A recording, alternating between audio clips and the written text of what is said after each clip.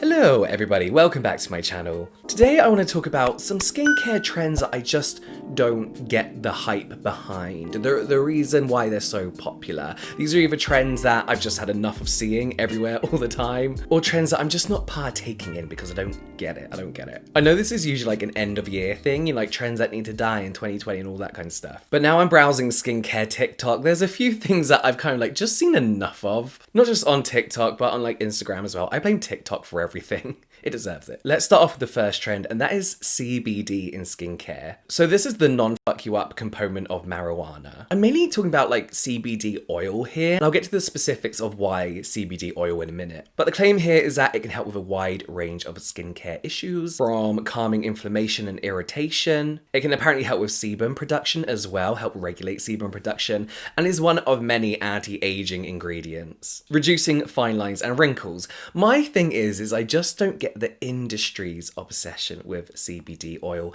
and it's not something I ever see like skincare influencers raving about. I don't think I've ever seen a skincare influencer be like, I love CBD, I love its benefits, above anything else that does the same kind of job. I want to concentrate mainly on the oil, and that's because I receive such a huge amount of emails, mainly spam emails, from new companies that sell one product, and that is a CBD oil. The problem with this is that a lot of these CBD oils are popping up on Etsy, so like they're homemade, made in the kitchen kind of stuff. So there you have to question the authenticity of that CBD oil. But they're also popping up in places like AliExpress and Wish, where, come on, you do not trust skincare or makeup from AliExpress or Wish, because you don't. Also, the formulation process of making a product with CBD in it, especially oils, is not that straightforward. Extraction, stabilization of CBD, it isn't an easy process. As always, I highly recommend you go and check out the EcoWell, their podcast. There's an episode called Interview with Ali Hasbin, I believe her name is, on CBD in cosmetics. She is a PhD student who is currently studying cannabis, and it's super interesting. They talk about all the pros and cons and challenges when it comes to not just only actually acquiring a license to work with CBD, to work with marijuana, sorry, but also to make a good, effective, beneficial CBD product. Ali Hasbin also states that there's a lot more research needed as far as applying CBD topically to your face, to your skin, to your face. And because of molecule size, how much it's actually penetrating your skin. So it's really interesting. Go and listen to it. I just want to stress I have no problems with marijuana whatsoever. Cannabis as a medical or recreational drug doesn't bother me. I've seen people get up to worse shit on alcohol than cannabis, so yeah. One that's really annoying me now is celebrity skincare lines. We just don't need really more skincare brands, let alone a celebrity skincare brand for no reason. And here's my problem with celebrity skincare brands in particular, is that they're usually all completely shit. They add nothing to the skincare realm other than the celebrity's name attached to that product and the fact that the celebrity pretends to use that product. You know they're not using their own skincare line, you know they're not. And usually with that celebrity name comes a ridiculous price tag. And they really are the two main issues I have. Celebrity skincare lines come with this stigma, this idea that celebrities are on such another level of beauty. And if we pay an extortionate amount of money for their skincare products that they pretend to use, we too can reach that level of beauty. None of them look like that. So let's take a look at Madonna's MDNA line as an example. So here we have I'm looking at the website, we have the Rose Mist. This will cost you 12,960 Japanese yen, so around £100, which I'm pretty sure a mist is never worth that much. You know? I couldn't for the life of me find an exact ingredient list on here at all for Madonna's skincare line.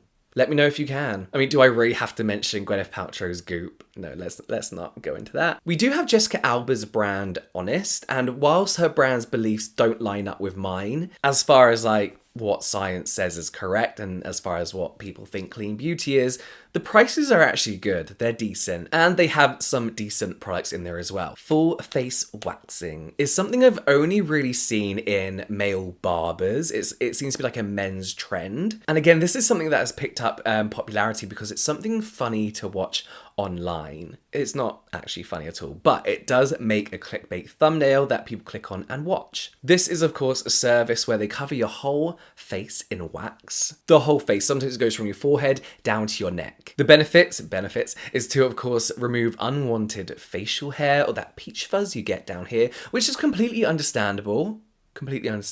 But I've also seen it advertised as an exfoliating treatment and a blackhead remover when applied to the nose. As I mentioned, there's nothing wrong with waxing your face. Do it, but in segments. That's how you're meant to wax your face. For example, when waxing, there's a few supposed to do's. You're supposed to apply the wax evenly in the direction of the hair growth. Once the wax has cooled, you're meant to hold like the skin taut, you know, like, I don't wax. Then you're meant to wax in the opposite direction of hair growth, right? In a quick pulling motion, and this works if you're waxing small segments of your face. My skin personally can't take it. I tried it, didn't really work for me. But this, you can't do this when you're waxing a full face. You can't.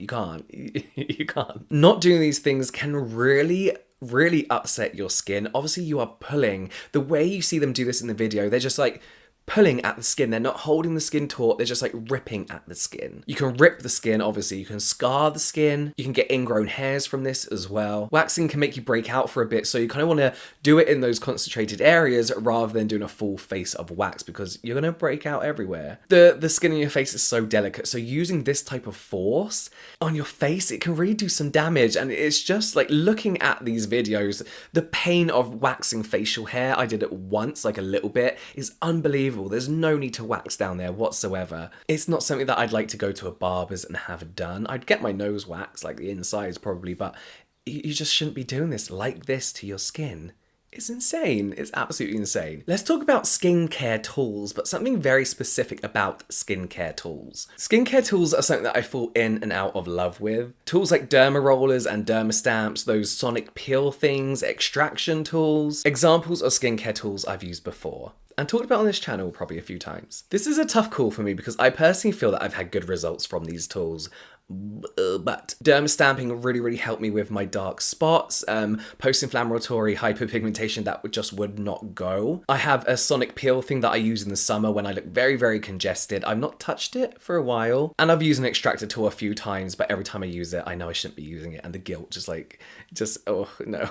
And whilst I can say that I'm gentle with these tools and I don't, dig into my skin and pick up my skin and all that kind of stuff, well, I pick at spots, but all that kind of stuff, I don't feel like that can be said for everyone. And these really are tools that you need to leave for professionals to use on your skin. In most people's hands, I feel like they could be more damaging than good. And this comes from seeing people using these tools. The more kind of like commercially available they become, the more people use them online, on Instagram, YouTube, TikTok, etc. And they're often used to lure people into watching the video because they got like this thing up their nose or they got the roller on them, all that kind of stuff. But what this often leads to is misuse and inappropriate use and potentially dangerous use of a skincare tool. And while these tools aren't exactly difficult to use, when you see somebody using it online in a certain way, this is always my problem with this. When you see someone using something wrong online, people don't necessarily know that that's wrong, and that's what they take as instructions on how to use that tool. I've seen people online bleeding from at-home derma rolling and stamping. I've seen people bleed again and overly dig with those sonic peels. Those corners can be quite sharp. And I've even seen people left with scars and bits of skin missing from extraction tools. And I have to say, I don't think the results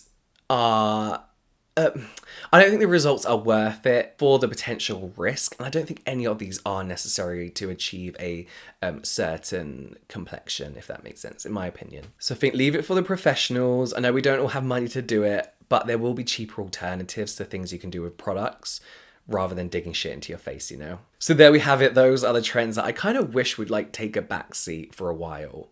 Forever. Let me know if you love any of these, if you think any of them deserve the attention that they've gained. Let me know if you're that person that really loves CBD oil and if it made a big difference to your skin. I want to know. I've not met anyone or saw any videos where people love it applied topically to their skin. So leave those comments down below, but that's it from me now, guys. I will see you next time.